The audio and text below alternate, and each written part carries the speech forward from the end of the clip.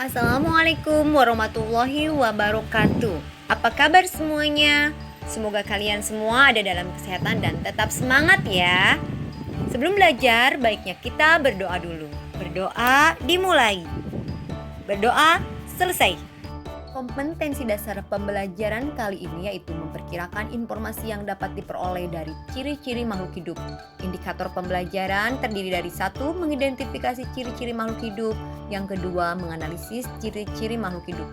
Tujuan pembelajarannya adalah dapat menjelaskan dengan baik mengenai materi ciri-ciri makhluk hidup.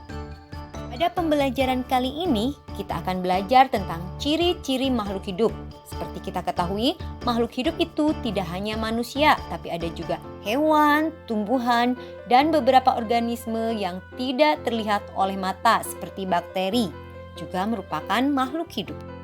Ciri-ciri dari makhluk hidup diantaranya yaitu bernapas, memerlukan makan dan minum, bergerak, tumbuh dan berkembang biak, peka terhadap rangsangan, dan beradaptasi terhadap lingkungan. Untuk lebih jelasnya, mari kita bahas satu persatu mengenai ciri-ciri makhluk hidup. Ciri makhluk hidup yang pertama adalah bernapas. Bernapas merupakan proses mengambil oksigen dari lingkungan dan mengeluarkan gas karbon dioksida dari tubuh. Sementara tumbuhan bernapas dengan menghirup karbon dioksida dan mengeluarkan oksigen. Tiap makhluk hidup memiliki alat pernapasan yang berbeda-beda. Contohnya, manusia bernapas dengan paru-paru, ikan bernapas dengan insang, dan burung bernapas dengan pundi-pundi udara. Ciri makhluk hidup yang kedua yaitu memerlukan makanan dan minuman.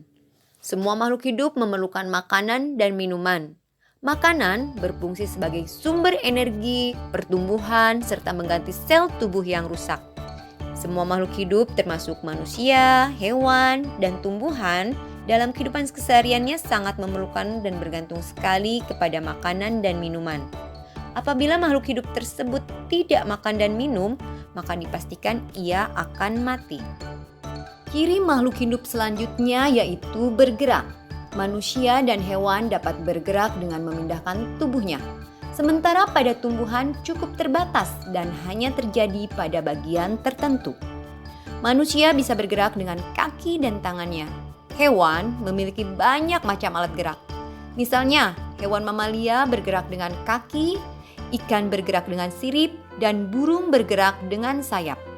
Sementara tumbuhan bergerak, misalnya gerak batang menuju datangnya cahaya, atau akarnya yang bergerak mencari makanan. Ciri-ciri makhluk hidup selanjutnya yaitu tumbuh dan berkembang.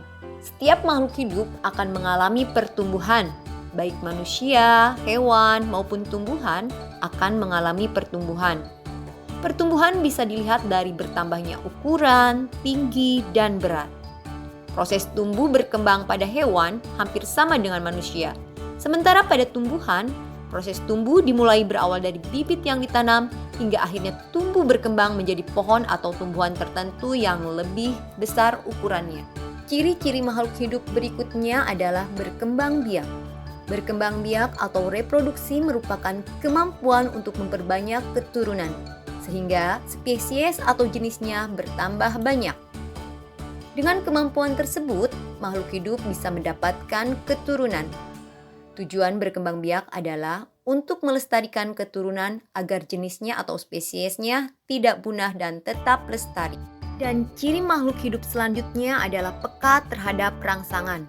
Makhluk hidup memiliki kemampuan untuk menanggapi rangsang yang diterima. Seperti manusia, akan refleks menutup mata saat terkena sorot lampu atau cahaya yang mengenai wajah.